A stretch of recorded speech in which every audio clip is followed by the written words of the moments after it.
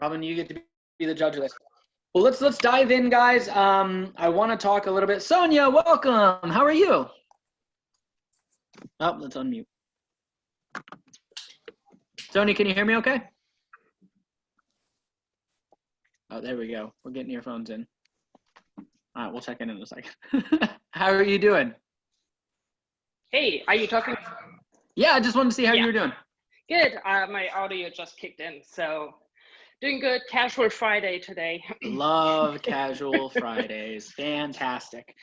So before we get started and diving into the shift topic, I want to talk a little bit about what we're going to do in the next couple of days. On Monday, we're going to resend out our calendar. It's going to be like a combination of like a training calendar and an events calendar. We definitely are going to have some training stuff on there. We're working on an ADU class. We're going to get a growth and profit share class on there. We're going to continue to do some fun events to keep everybody engaged and entertained for the most part. And we're going to get some more people that are leading and driving discussions so that you guys don't have to hear from me every day. Because I'm sure that's getting boring. Cool. And every week I want to make sure that we're listening to you guys and getting some feedback. At the end of the call yesterday, we talked about some things that we want to see. Specifically, the things that came up were classes on virtual business. That includes the tech that we're using, virtual showings, virtual open houses, and then we're working with Brian to get a virtual listing presentation class that I think everybody will enjoy. An investor class and different scripts, classes on new systems and ways to be efficient, lead generation classes, growing database, and then just keeping a dialogue about what we're seeing, what's working, what's not working, how we can learn and grow together, and just continue to mastermind and collaborate. Does that make sense? Cool. So let's start, guys. I want to know, and Kayoko, you said you've got a closing today. Was there anything different about this one? Are we seeing anything unique? This is my first time I'm selling like distressed home for flip, and it's obvious there's the regular people won't be able to get the loan. Yeah. Just the conditions so bad. So most of the offers we got was from investors. And, they were cash? Yeah, all cash, but they're financing. And this is fourth buyers. They keep canceling. And so this is my first experience and I'm having a hard time. Susanna and Dawn, they're helping me a lot. That's good. So you said is it a hard money type situation? Yes, exactly. Or private? Okay, cool. Got it. Rachel, Megan, are you guys seeing anything with the escrows you've got going on? Is there anybody canceling, withdrawing, anything with buyers or sellers that you guys are seeing that we should know about? You, Eric, and Megan, we just had 2 canceled today. One unrelated to COVID. Okay. One there was mold in the property and it was more than the buyer wanted to deal with. So that one canceled. We did have one fall out this morning that was struggling the last couple weeks anyways, but did officially cancel due to employment issues. Related to COVID?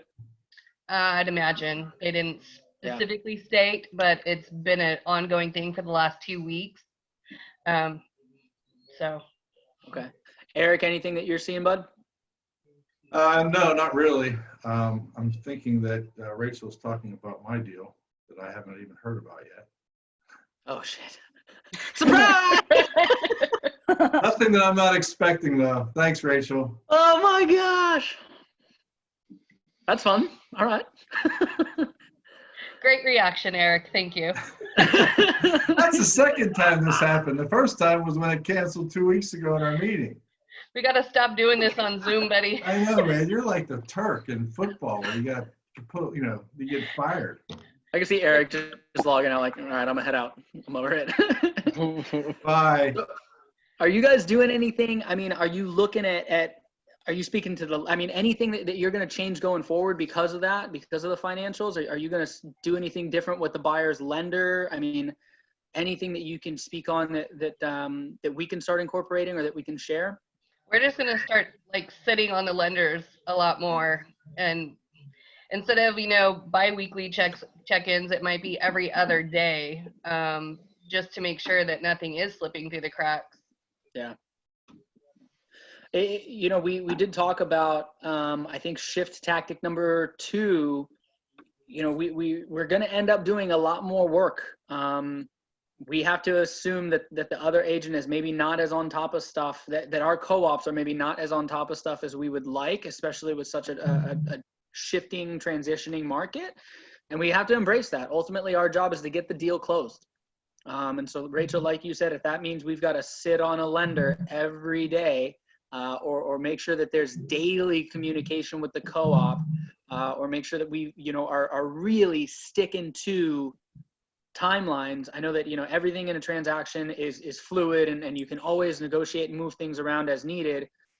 But man, if we're on day 7 and you don't have seller disclosures, or if it's day 3 and that EMD is not in, we really need to be prepared to say, you know what, hey, if you can't get it in, let's just cancel escrow, move on and get a new buyer. Because the more time we spend with folks that are maybe on the fringe or that are not as committed, that's time off market that we're not going to be able to put things back. So I think that that's going to be a big adjustment that everybody's going to make. Sonia, have you seen anything different or unique that you'd like to share? No, my last closing was on Friday. Last Friday, and it closed. I mean, it closed 2 days late, but that had nothing to do really with the virus. It just, and so that went smooth. I have a quick question. Because I'm writing up a listing agreement right now, and do you use the SDAR form to exclude it, or the CAR form? We use the SDAR form. Okay. The seller And exclusion? Because we got to notify the tenant and all that stuff. And then I know we are supposed to use the new forms. Which one does the tenant sign? Is that the coronavirus property entry form? No, that's for the buyers to sign. They should also be signing that CAA. The RLA. Yeah, just like the sellers would sign, but also CAA. sign. Okay. I literally was just typing it all up and like, which one is the tenant supposed to sign? So and perfect. Every buyer that goes into that property should be signing that PED. Yeah. Okay. Got it. Cool. And then just to make sure that we're clarifying, and Rachel, I'd love your input. The CVA and the NUCC are once you're in escrow, right? Yeah, the NU one is for should something come up and they need to cancel the transaction based on those options that are in that form after the addendum has already been signed. That should go with the purchase contract. The addendum should. And then if they need to cancel during that time frame, then they should use that unforeseen corona. Okay, cool. So the RLA and the PED pre-escrow, the NUCC and CVA during escrow, right? CVA goes with the listing, and the NU is only if they need to cancel during escrow. Okay, cool. Sweet.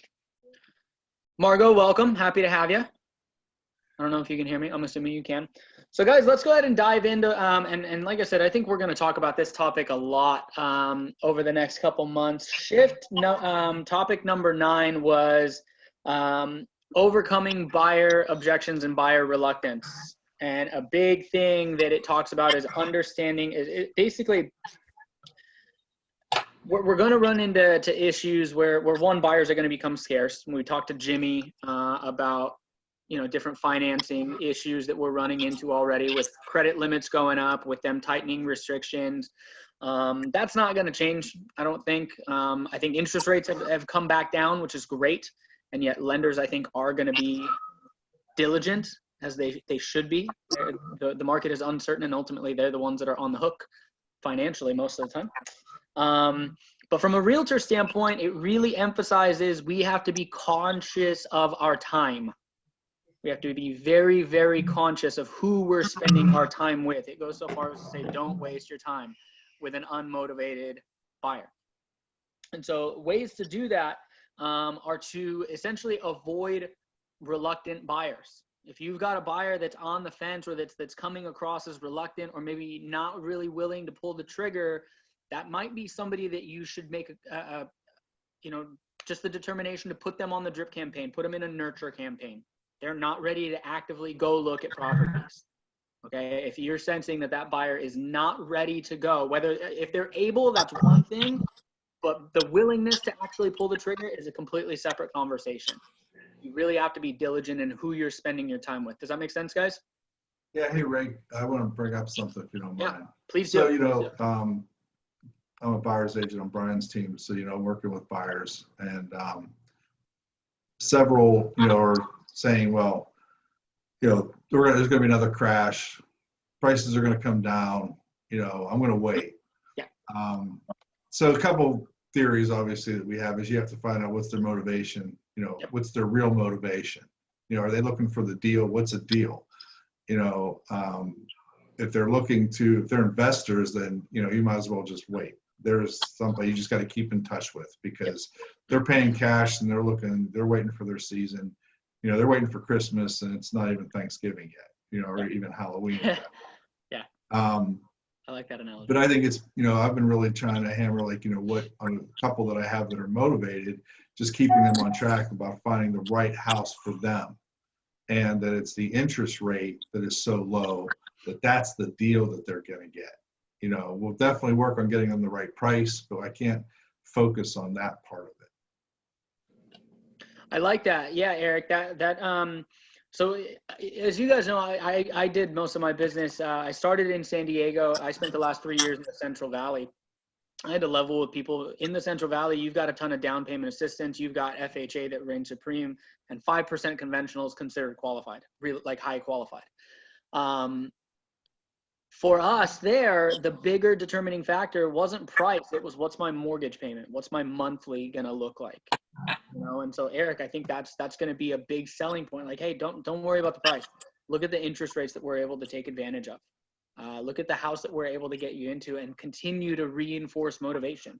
Whatever the motivation is, drive that home, remind them of it at every turn, every showing that you take them on. Hey, we do want to get you in an area where your kids can be in the Poway School District, right? We want to make sure that we're doing X, Y, Z. Return to motivation. Right, I have to have a call right after this, because a woman that I've been working with for about 6 months now, and it's not the price as much as it's finding her the right house in a very thimble area that she wants to be in. And she's the one who's like, well, I'm looking at my crystal ball and saying that, I think prices are going to come down. And I would call her and said, well, that's great. Maybe they will, but you just lost out on the house that we've been looking for 6 months on because you didn't want to do anything. Let's just hope that they all line up again and the right house comes and the right, Anyway, it's just going to be interesting on dealing with those kind of people. Yeah. I think those conversations are going to be more normal. As we start to see the market shift, it's inevitable. We all do the same thing. Everybody wants a deal. Everybody's going to look for a deal. They pointed something out in shift that I think hits home. By the time we know the market hit bottom, it's already on the way up. Right. So don't wait to pull the trigger. If you want a good deal, fantastic. What kind of house are we looking for? Let me talk about negotiating a good price on that house, but don't wait. The best time to go is ultimately when you're ready. And if you're ready and you've got a big enough motivation, if you can understand their why, let's go ahead and do this.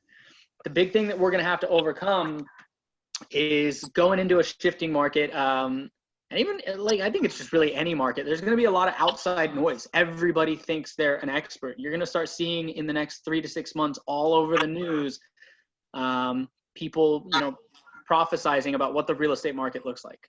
People thinking that they're the experts. Buyers and sellers coming to you thinking that they know more about the market. It is crucial that we become the economist of choice, and we more or less overload them with accurate, reliable, and consistent information, because they're going to be looking for information and they're going to soak up whatever they can. And if it's not from us, the real estate professional, then it's going to be from CNN. It's going to be from Fox. It's going to be from, Investment Daily. It's going to be from their mom who read an article in the Tribune about waiting 6 months to buy. It's going to be from somebody else. So consistently hitting our database, consistently hitting our buyers with reliable, good information, I think is going to be crucial. We have to be the economist of choice. So what kind of information can we put out there that you think people would gravitate towards that would be valuable? Eric, any thoughts? I don't know. Now I'll let someone else talk this time. Sonia, any thoughts? Absolutely. I know we're talking about a shifting market, and it is shifting, but like last month, the numbers are very normal. Of course, we just started to go in, but last week we had more properties go into escrow than the first week, I think it was, of March. So right now we don't see the effect yet. And for us to really shift and become a buyer's market, our inventory has to, I don't know, go up by 10 times, like to really, and we don't have the inventory to simply, as simple as that. And the inventory that we have that's sitting is not the perfect inventory that people want. Otherwise it would be sold. So as a buyer, I'm like, right now, there are a lot of people scared, get in, there's less competition. As a seller, sell now because there's less competition, because once we are allowed to leave again and everybody's free, listings are gonna hit the market. So for me, I'm like, yes, it's very uncertain, but if you're always thinking about it, why wait?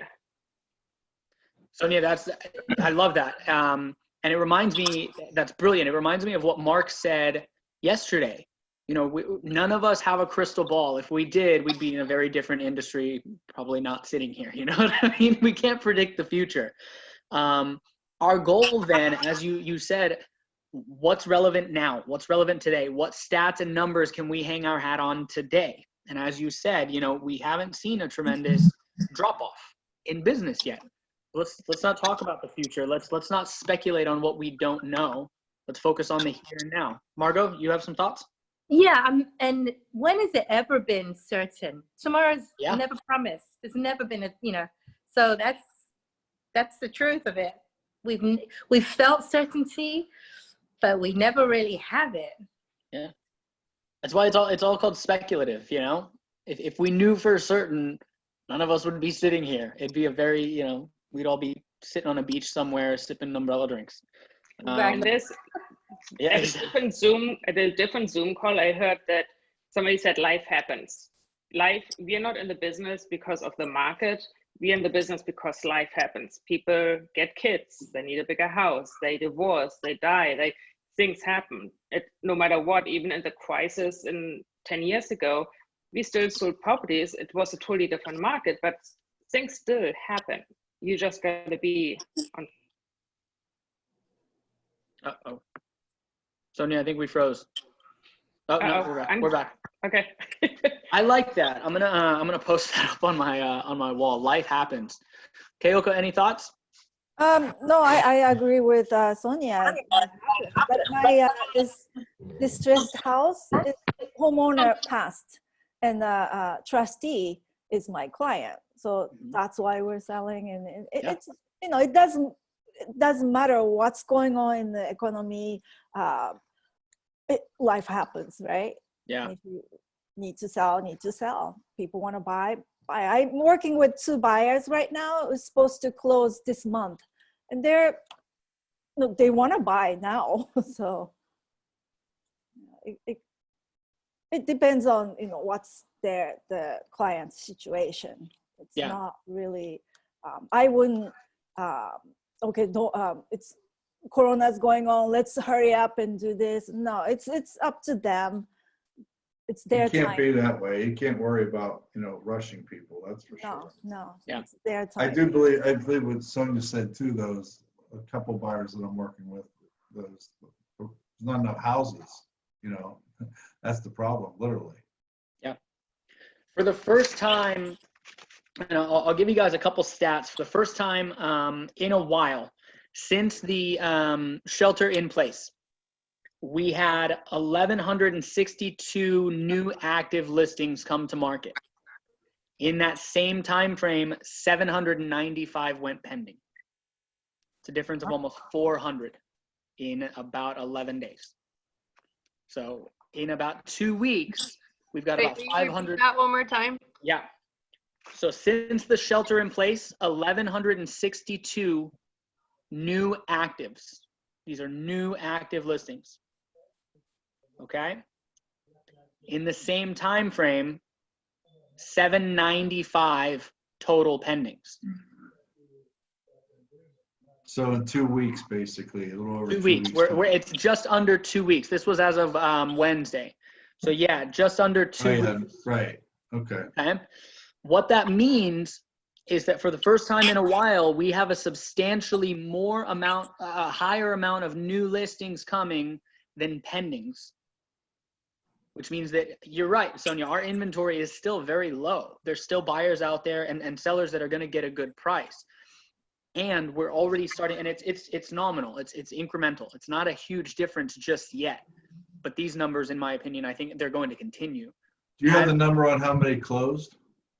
Yeah, but that to me isn't as telling, just because of the fact that the ones that closed were in escrow prior to the shelter in place. Right, but they still closed, even though I get your point, but I was just curious because they still closed even during all this. So sold 3,053. So that was for 30 days though. That was for 30 days. Okay. Yeah, that's what I've got. Thanks. Cool.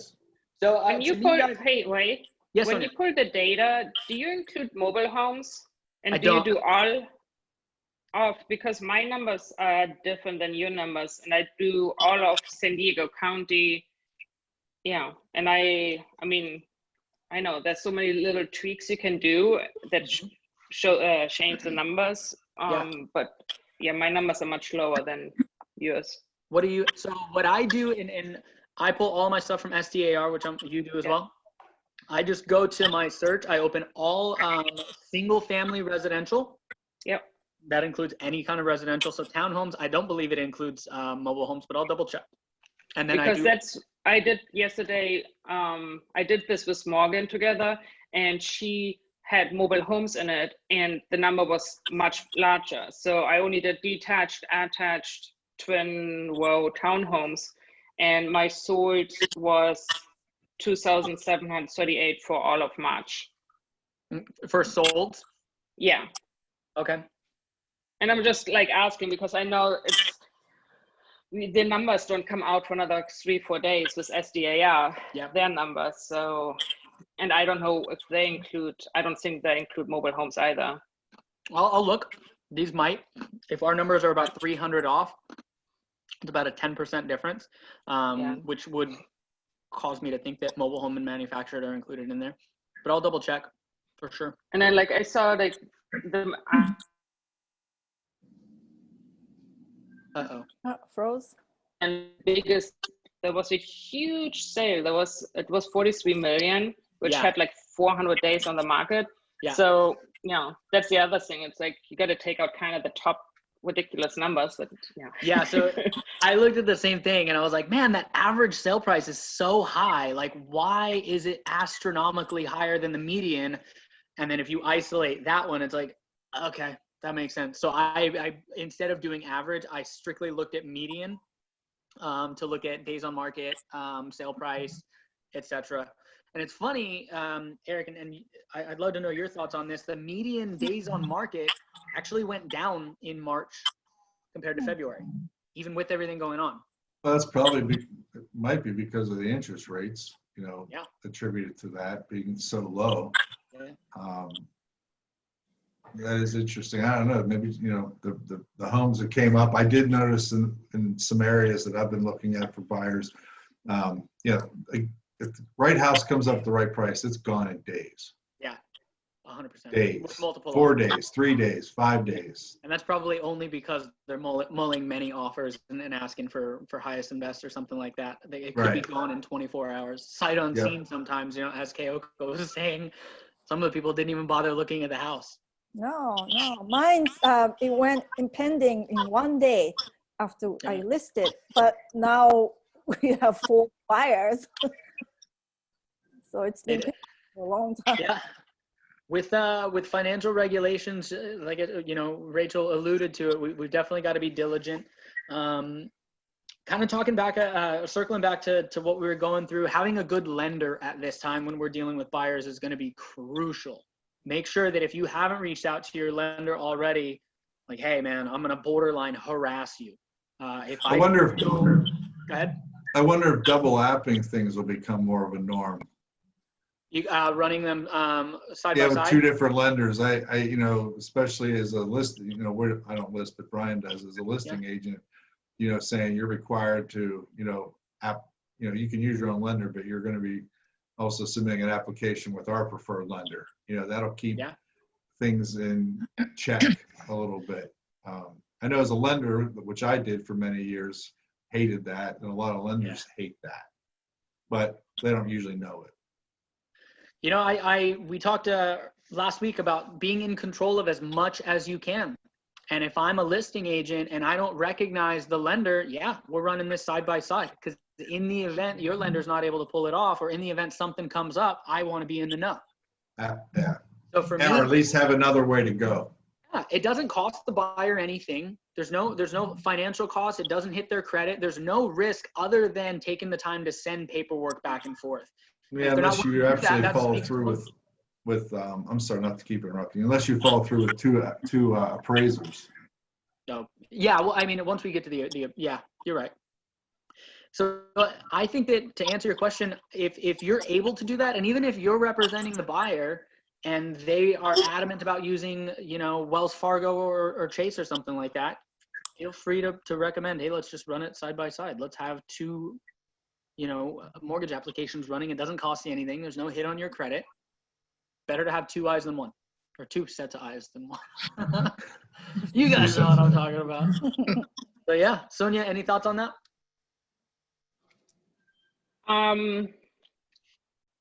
Well, but lenders don't really like to do that, and it puts a lot of extra work in.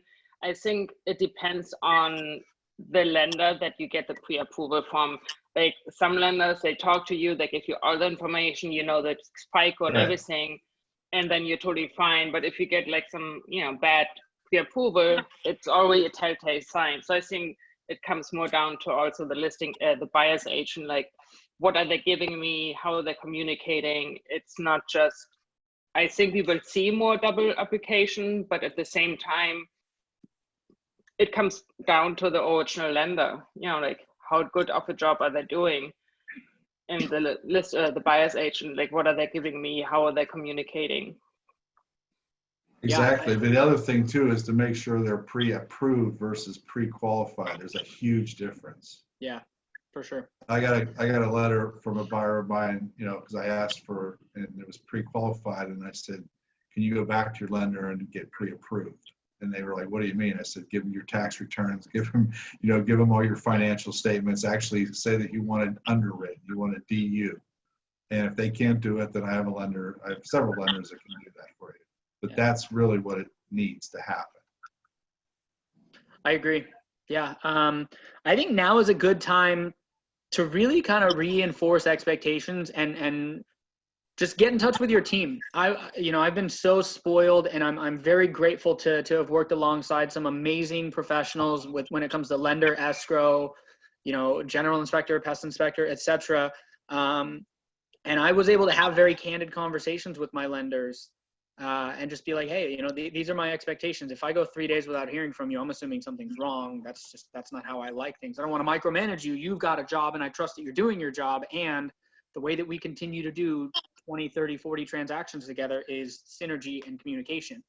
So Sonia, you're right. I think it is going to depend on the lender. And now is a good time to set those expectations and say, hey, we're wading into some uncharted waters here. Communication and our relationship is going to be so paramount to getting deals closed. Let's put a game plan together now so that we're not scrambling when we've got 2-3 in escrow. Does that make sense? I love the feedback, guys. I mean, our agent, I mean, my lenders, I've worked with for a long time, and I trust them 100%. So it's not our lenders, it's, you know, everybody else's lenders. So it's gonna, as you said, and I 100% agree. A lot of our job is going to, you know, we are really going to have to trust the co-op, and we're going to have to gauge who we're working with and their competence really early. And if we're starting to see red flags, even with an offer, you know, if we get an offer in from an agent that we're not familiar with, or that isn't come across as professional, even if it's a strong offer, there might be reason to pause. I'm not saying don't take a great offer. I'm just saying the importance of being a good, reputable real estate professional right now and being on top of your stuff, I think is going to be really important. Kyoko, any thoughts? That's exactly what happened to my deal. I grabbed the, you know, looks good deal, and then it fails. So Yeah. you really have to like talk to them and find out what's behind their you know, email or even conversation. Yeah. They lie. Yeah. Great to hear they lie. In an earlier chapter, it outlined, you know, a great thing to do before you accept an offer is to have a you know, a FaceTime call, or we can't really meet for coffee right now, but have a candid conversation with your co-op, whether you're the buyer or the sell side, or list side, I should say. Have a conversation and just outline, hey, this is how I would like things to go. This is what I'm going to be doing. This is what you're going to be doing. Anything I should know, just clear the air immediately and get a sense for who you're dealing with. Right out the gate. I think that will go a long way, you know, to make sure that our escrow is closed, because ultimately that's our job, making sure that the deal gets done. Get the buyer the house they want, get the seller the home sold. If we're able to do that, everything else is it'll be easy. So moving on, guys, before we wrap, Margot, did you have anything? I'm sorry. No, I'm good. Okay. Oh yeah, I was going to ask you. Yeah.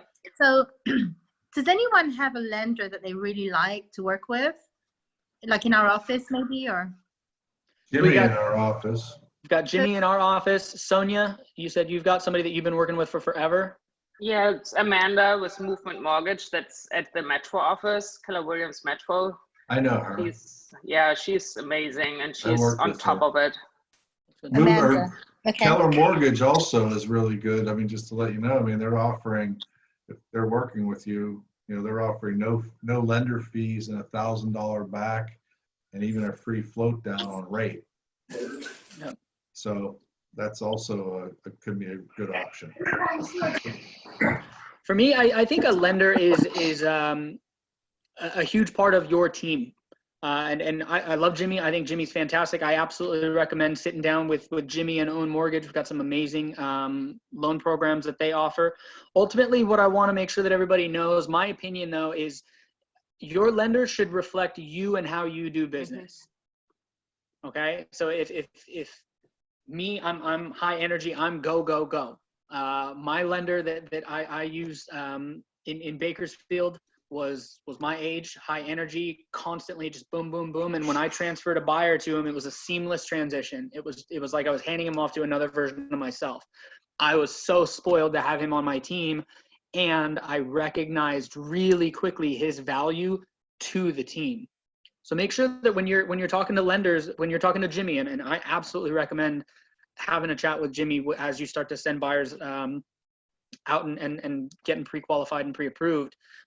Just make sure that the expectations are in line, that your business models are in line, and that you've got a good synergy with your teammate that you're ultimately going to choose. Does that make sense, Margot? Yeah, it sure does. Thanks, Ray. One more question. Yeah. These virtual open houses or virtual, how are we doing those? Is the seller doing it? Are we doing it? What? Yeah, so we'll touch on that, and I will let you know, we're going to put together an in-depth class on it. They're honestly a lot simpler. They don't have to be complicated. So a virtual open house or a virtual showing can be really simple. Have your seller, who's already most likely in the home, go through with their phone. An iPad, in my opinion, works a lot better if they've got one, and just give a tour of the home as they would walk through it. You know, what's the word I'm looking for? Narrate the walkthrough, highlighting, you know, some of the things that they like in the home. Honestly, the way that I look at it, when I go to a listing appointment, I like having the seller walk me through the home. I want to see it through their eyes. Yeah. That's what a virtual showing is. It's literally the same thing. And then what you do is you put them on a Zoom, or you put them on a FaceTime, where you've got the agents also involved, potentially the buyer involved, and then you can open it up for questions, and you've just got a good dialogue. It's not much different than walking through it on your own. And if you're a listing agent, I recommend having a video done at time of listing. Just have it so that you can readily send it out. Sonia, did you have something? I was saying Clinton mentioned yesterday on Wednesday that he did a walkthrough where his photographer followed him. So he goes through it as if he's showing it to a client. So he would be narrating it and he would be pointing things out. And I thought that's a great idea that you actually have somebody filming you walk through the house. So it's not just, you can see a person standing next to it and see how big maybe that is too. So I thought that was a great idea. Yeah. And one thing that I would recommend not doing, if you're going to use your phone like this, not like this. Don't have like the selfie arm trying to, it's not going to work. Have it where you're either, as Sonia said, and I would definitely prefer that. If you've got somebody that you're comfortable with following you around, I think that looks fantastic. It's going to be an easier way to convey, who you are. If not, just show the home. Take yourself out of the frame. Don't do the, Hey, Ray, I was wondering, like on these Zoom meetings, is there a way, to make it more personal, you're actually with the client to share a screen and go through like the virtual tour and say, okay, let's walk through this. What do you guys think of the kitchen? What do you think of the, the bathroom? I think that would be kind of a cool way of doing it. That way you're still with them rather than just sending it to them. I don't know how to do that. I got to learn. Pretty simple. I mean, that's exactly how I would do it, Eric, is if you've got an iPad or Zoom on your phone, run it that way. No, but I mean, if like I was at home, like I'm a buyer's agent, so I'm showing homes that aren't our listing, and I'm sitting there and I can sit with the client, I'm sitting here like we're doing right now, and I just wanted to share my screen and say, okay, let's walk through this together, and take them through the virtual tour. I'm not in the house. I'm talking about sitting in front of my desk like we're doing right now. I think that would be another way of maybe engaging with the client and still bringing that personal touch to it, even though you're both not physically in the home. So if you go to the bottom of your screen now where it says share screen, if you click on that, and let's say I've got the video loaded up on my screen, I can have that preloaded video on my screen and we can still have a dialogue back and forth. So you're right, man. That's a brilliant idea. Same concept for the most part. Yeah, same thing. But I'm just saying, it brings you together. You're talking about it. You're engaging, with the customer. I might try that. I just thought of that on the fly. I think that communication and that relationship and that's going to be big as we shift a lot to more virtual stuff. I think that's going to be really crucial. So doing that together, as you said, Eric, I see a tremendous amount of value in that. Have you ever worked with buyers where you've never actually met them? Once. It's honestly, it feels like a cheap, easy paycheck, super chill. I'm not going to say I mind it. And yet the relationship is never full. You know what I mean? It's never reinforced. The buyers where I've done that, I've had, maybe a showing assistant or a teammate go show the property, and I never actually met the client, and they just run the transaction. It feels very impersonal. Yeah. Nothing wrong with that. But right now, I think relationships are going to be so crucial. Eric, as you said, any way that we can continue to build on that, do it. Yeah, that's why it hit me about doing something like that. That way you're still engaged with it. Yeah, that's smart. Anyway, just a thought. I'll practice. So to get wrapped up, guys, the 3 ways to avoid different buyer objections. And these are the 3 that we really want to hit home. Become the local economist of choice. Sonia, it sounds like you're doing market research on a regular basis. Focus on the here and now. Focus on the numbers that we've got now. Don't buy into the speculation. People are always going to want to know, what's the market look like in 3 months? I don't know. I always just tell the same anecdote. Beginning of 2019, we had interest rates in the low 5s. If you told me by the end of 2019 interest rates were going to be in the low 3s, I'd tell you to get out of the industry. And yet, I look like an idiot. There's no way I would have predicted that. And now here we are. So become the local economist of choice. Focus on the here and now. Consistent, reliable information, I think, is key. Okay, consistent. Use the bi-weekly neighborhood nurtures. Post on Facebook every couple weeks about different market stats that you're seeing. And it can be days on market, median list price, homes sold, homes went pending, etc. Whatever information that you think is valuable or relevant, post it, because people are going to try to, they're itching for it already. Be the one that provides good, reliable, consistent information. Tap into their why. Absolutely know their big why and ask questions. When all else fails, just continue to ask questions. You don't have to always answer, but tell me more. Why is that important to you? You know, what would life look like if we did go ahead and do whatever it is that you said you wanted to do? What do you think is the next step? Ask deep, not surface level, scuba diving type questions. Really hit home on the big why, and then do what you need to avoid buyer reluctance. Just make sure that you're providing them good, valuable information. If they're going to wait for the bottom, for the market to bottom out, by the time we realize it, the bottom's always on the way back up. Okay. Any questions, guys? Holden, any input? Anything you what's the word I'm looking for? No, not today. Not today. All this is stuff that I've yet to experience myself. You're gonna be ahead of the curve, bro. Yeah, I'm looking forward to experience something soon. You will, absolutely. Thanks, Ray. Thank you, buddy. Kyoko, any questions before we take off? No, I'm good.